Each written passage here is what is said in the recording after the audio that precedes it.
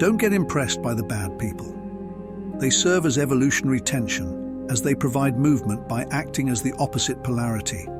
It's like a seesaw.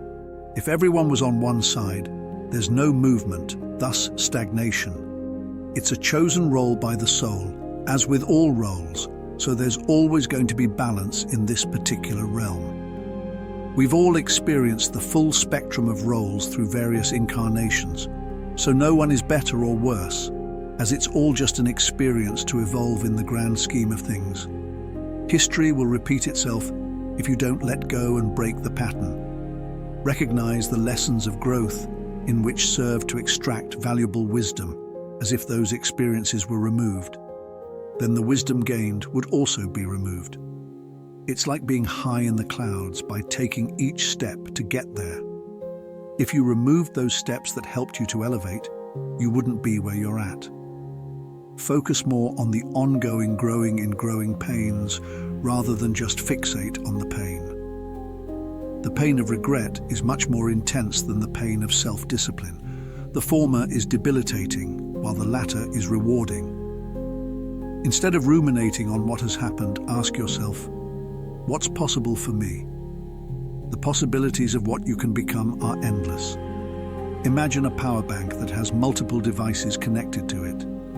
The battery will get drained faster as it's providing energy to various things.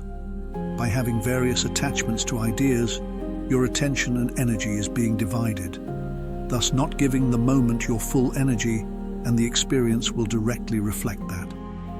Being present is having all of your energy, so it can be directed towards the manifestation of the desire.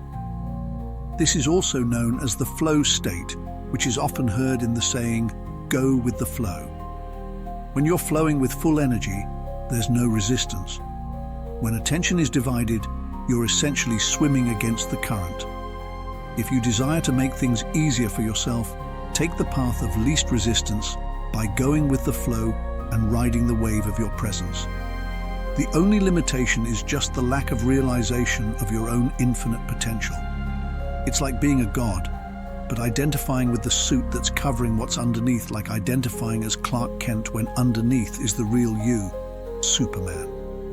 The one underneath has the answers that the character wearing the suit cannot comprehend or fathom.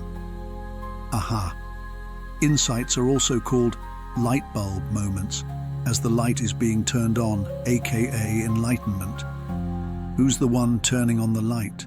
The real you. The switch is already inside and is just waiting for it to be flipped. Pull apart the suit to reveal the Superman underneath. Look at everything you're giving attention to.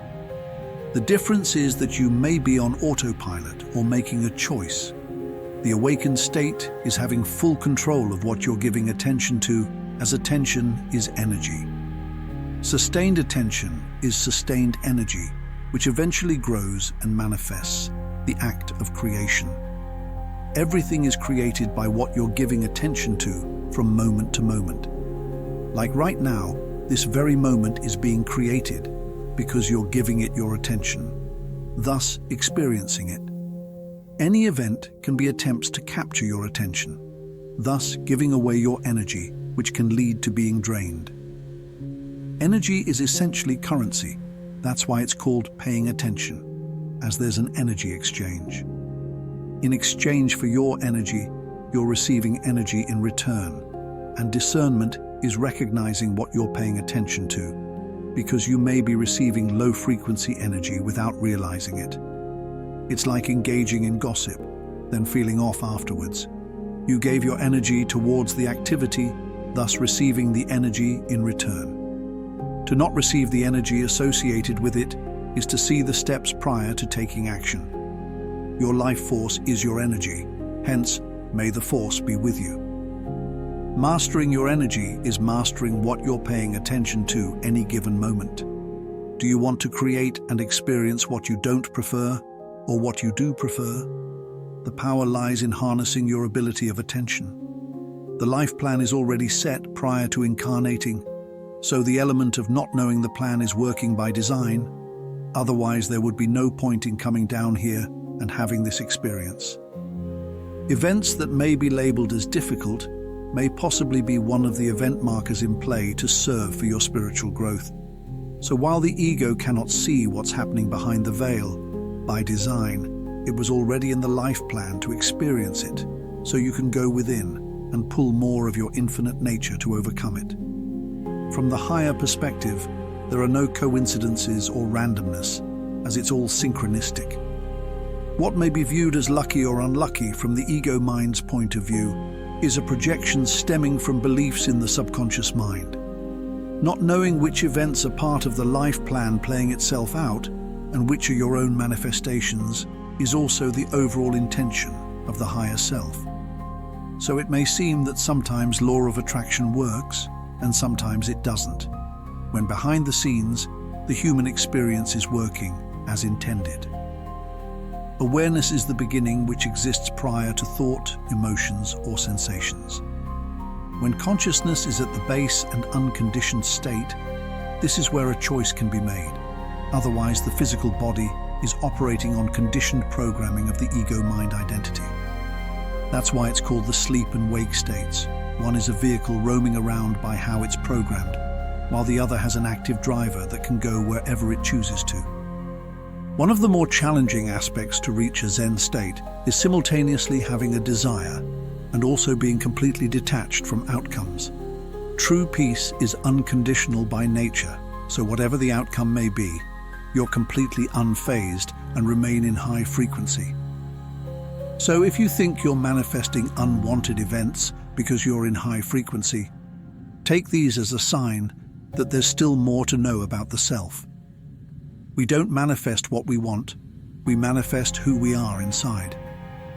Unwanted shows there's still a want, and events may play out for you to recognize, to go away from wanting and to return to being.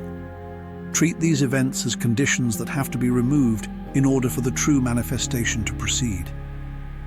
When you're unconditionally being your authentic self, any event will be in alignment, which includes events that may be labeled as challenging. But from the higher perspective, they're merely stepping stones to grow into a more evolved version. It's like, why be content with the finite when infinity is in your potential? Remember, you're not here to stay, but to recognize your true essence, the self. You have the power to manifest at will, but are also open to taking on new challenges to expand in consciousness, both serving you in different ways. Suffering is the continuation of disharmonious thought patterns, like getting emotional while watching a movie. You're not the movie, but the one that's aware of the story you're observing. Suffering can end in an instant when you become aware of your own thoughts, to realize nothing is actually happening to you, and it's the immersion of the story that's creating the narrative. That's why pain is inevitable, but suffering is optional. Pain is essentially the jump scares in life, and suffering is identifying with the story associated with the pain. You can be aware of pain, but don't have to identify with it. The story becomes neutralized when you're aware the mind is just thinking. Every single moment comes and goes, so if you're attached to the idea of a moment, that's where suffering occurs. To stop suffering is to let go of the mental machinations and return to the present moment, to realize you're right here, right now. All past and future are concepts birthed from the thinking mind and aren't tangibly experienced. The human reality itself is a temporary experience in which you're also the awareness of. So you're here in spirit and are just asleep or dreaming of being human in a particular realm. The deep sleep is what's creating the perception of it being real, as when you actually wake up, this realm will feel more like a dream compared to the expanded reality in the higher states of consciousness.